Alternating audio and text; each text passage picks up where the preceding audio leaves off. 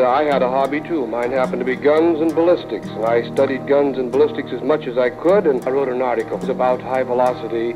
So out of all my years working at Weatherby, the last 5 have been some of the most exciting. Working with Adam, with him running the company. And to think that I get the opportunity of carrying on my grandfather's legacy 75 years later here in Sheridan, Wyoming, I mean, it really is a dream come true. Oh, I'm home. Thank God I'm home. On Our Mark, the Weatherby Podcast.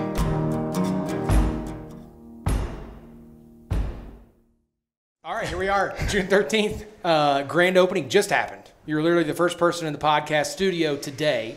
Thanks for coming down from Bozeman. Yep. Right? And how long have you lived in Bozeman? My whole life, which Really? is 40 years. Wow, Yeah. I never knew that. I thought you'd moved there at some point. No, So you grew born up, and raised. You grew up hunting in Montana. I did, yep. Primarily bow. Both, actually. Just kinda When it was going at bow it. season, I bow hunted. When it was rifle season, I rifle hunted. Sure. So, Yeah, that's Yeah. cool. Well, we're super glad you came down. And actually, I should have introed. I'm Kevin Wilkerson, Marketing Director at Weatherby. Mike Glass, Custom Sales Manager. and I'm Jason Matzinger, host of Into High Country. And a lot of other things. Well, that's the simple way to Various put it. other films, right? I mean, you've been doing tons of awesome films. Well, I What was the appreciate most that. recent one?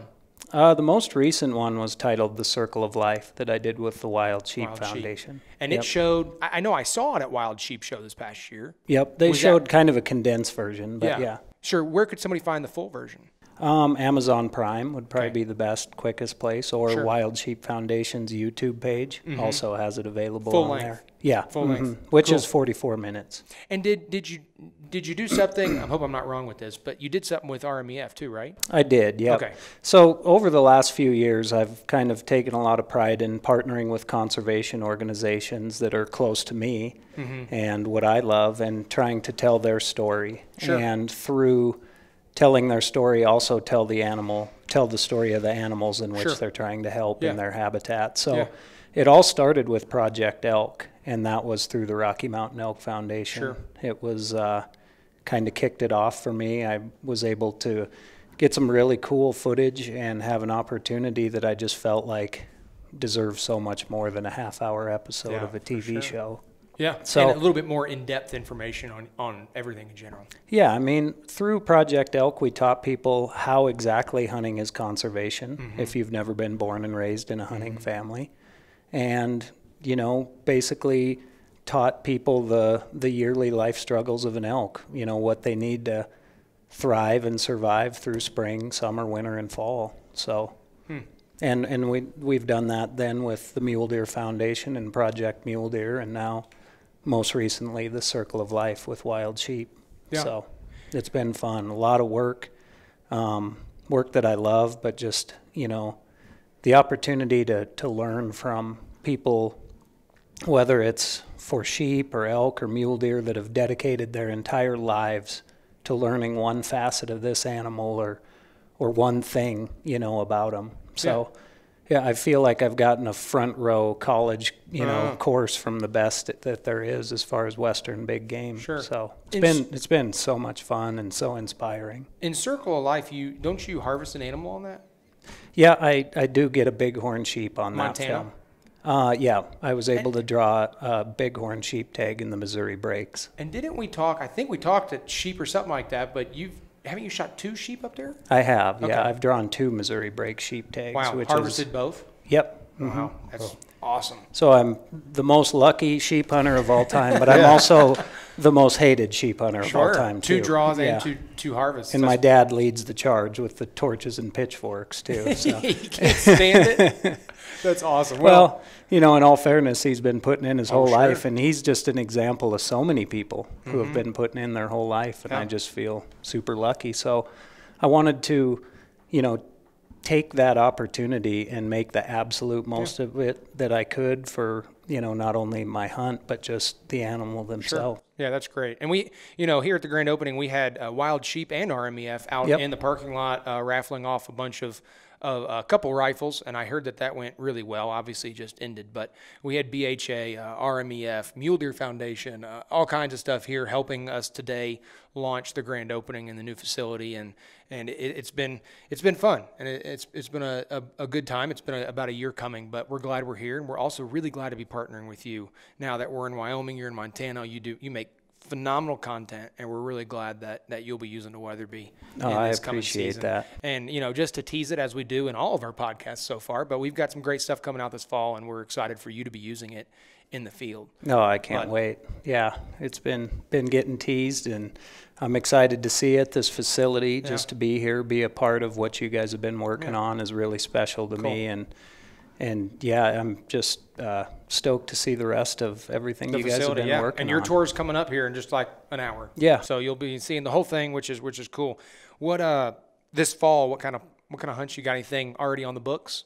I'm going to be going to Saskatchewan with my dad for whitetail in late November. That's something we've kind of traditionally done for years. We have a close family friend that's an outfitter up there, and so we go up there every year. But on top of that, my dad did draw a special elk tag that's a really good rifle tag in Montana this year.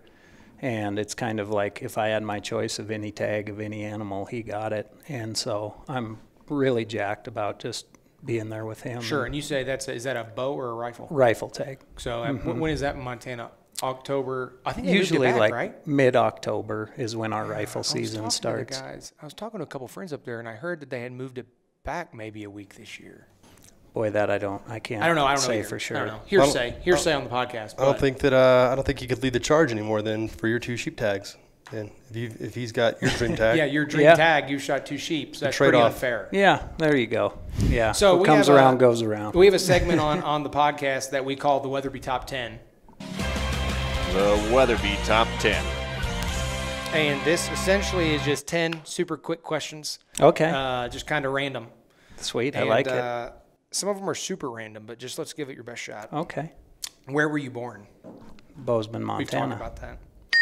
Favorite backcountry snack? Oh, geez. My mood changes. Do you get tired of stuff when you're out there for a while? You say your mood changes, so does mine. Sometimes I'll eat peanut butter for a week, and then the next week I'm like, dude, I don't want to touch peanut butter. Yeah, I think that's it. I think you get on a kick of something for a while, and you can just mouth that every time you go out. And then after a while, you're like, man, I'm craving something else. So I interrupted your question, but I would say right now my favorite backcountry snack is probably the rebars that Wilderness Athlete puts out, as far as just an energy bar. Sure.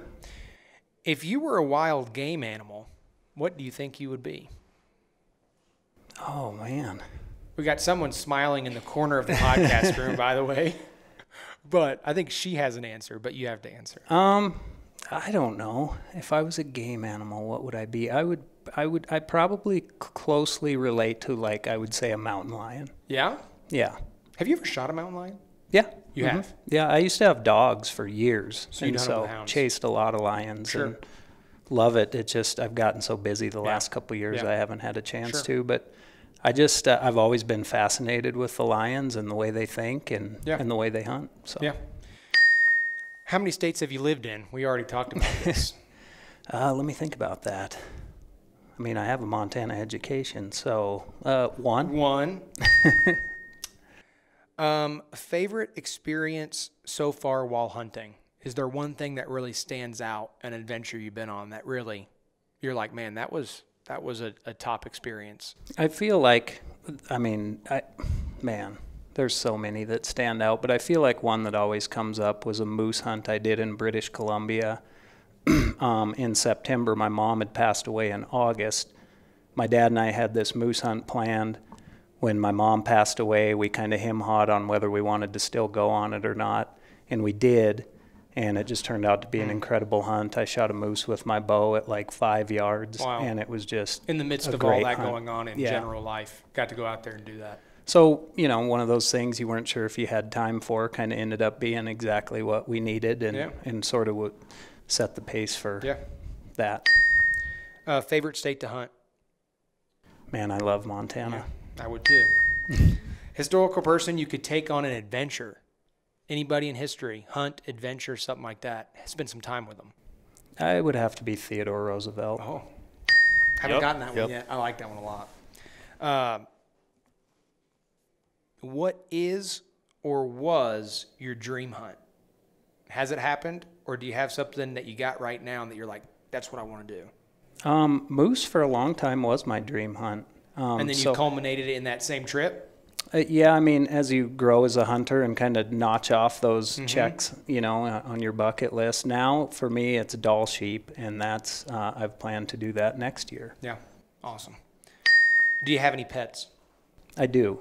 I have one little dog named Champ. All right. And then what are you looking forward to most this year? Hunting with my sons and my dad. Yeah. Yeah, Cool. it's pretty tough to beat that. I mean, since I've introduced my boy, last year was his first year getting a deer, and having my boy and my dad and myself all in one place doing what we all love, it's kind of like all those universes collide, and everything that means so much is in one place. And when one of those people isn't there anymore, it doesn't feel like the whole thing. So having everybody together and hunting the places we've always hunted is what I'm looking forward to the most. That's great. So as we sit here and you've come to visit us and we're super appreciative, where could people go to see your stuff? And then also, is there anything you'd like to say to people listening? Well, there's a number of places you can go to find my stuff. To watch the television show Into High Country, you can find all past episodes on motv.com, as well as my YouTube channel, just under my name, Jason Matzinger. Sure. We're also on, we have a whole new season starting this July on the Sportsman's Channel. We'll be on 5 times a week from July to December. Really excited about this season. We had just a fantastic season last year where everything kind of just fell into place. And so I'm really excited about that.